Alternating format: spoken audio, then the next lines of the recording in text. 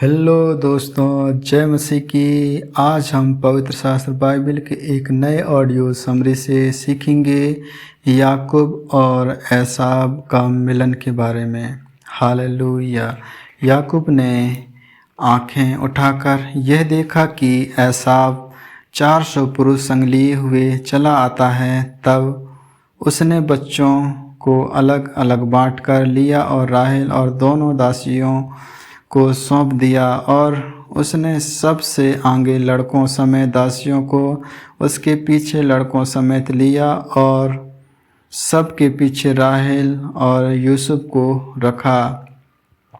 और आप उन सब के आगे बढ़ा और 7 बार भूमि पर गिर के दंडवत की और अपने भाई के पास पहुंचा। तब एसाव उससे भेंट करने को दौड़ा और उसको हृदय से लगाकर गले से लिपट कर चूमा।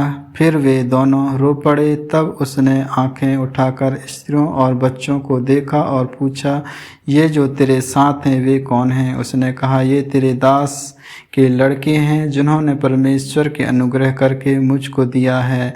तब लड़कों समेत दासियों ने निकट आकर दंडवत किया। फिर लड़कों समेत लिया निकट आई और उन्होंने भी दंडवत किया। अंत में यूसुफ और राहेल ने भी निकट आकर दंडवत किया।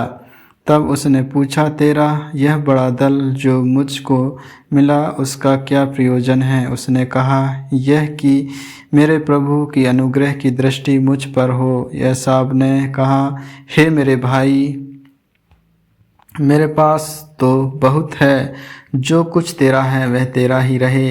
याकूब ने कहा, नहीं नहीं, यदि तेरा अनुग्रह मुझ पर हो तो मेरी भेंट ग्रहण कर, क्योंकि मैंने तेरा दर्शन पाकर मानो परमेश्वर का दर्शन पाया है, और तू मुझसे प्रसन्न हुआ है। इसलिए यह भेंट जो तुझे भेजी गई है ग्रहण कर, क्योंकि परमेश्वर ने मुझ पर अनुग्रह किया है और मेरे पास बहुत है। जब उसने उससे बहुत आग्रह किया तब उसने भेंट को ग्रहण किया।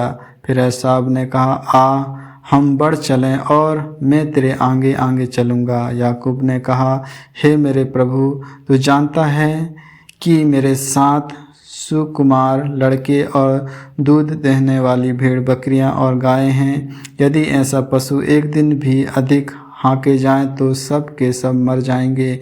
इसलिए मेरा प्रभु अपने दास के आगे बढ़ जाएं और मैं इन पशुओं की गति के अनुसार जो मेरे आगे हैं और बच्चों की गति के अनुसार धीरे धीरे चलकर सीयर में अपने प्रभु के पास पहुंचूंगा। एसाव ने कहा, तो अपने साथियों में से मैं कई एक तेरे साथ छोड़ जाऊंगा। उसने कहा, यह क्यों? इतना ही बहुत है कि मेरे प्रभु के अनुग्रह की दृष्टि मुझ पर बनी रहे। तब एसाव ने उसी दिन सीयर जानने को अपना मार्ग लिया, परंतु याकूब वहाँ से निकलकर सुक्कोत को गया और वहाँ अपने लिए एक घर और पशुओं के लिए झोपड़ें बनाई। इसी कारण उस स्थान का नाम सुक्कोत पड़ा।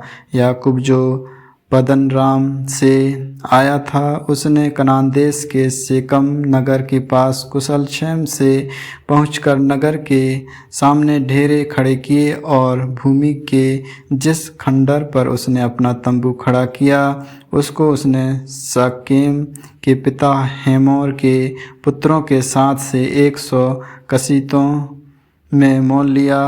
वहाँ उसने एक वेदी बनाकर उसका नाम एलो इज़राइल रखा।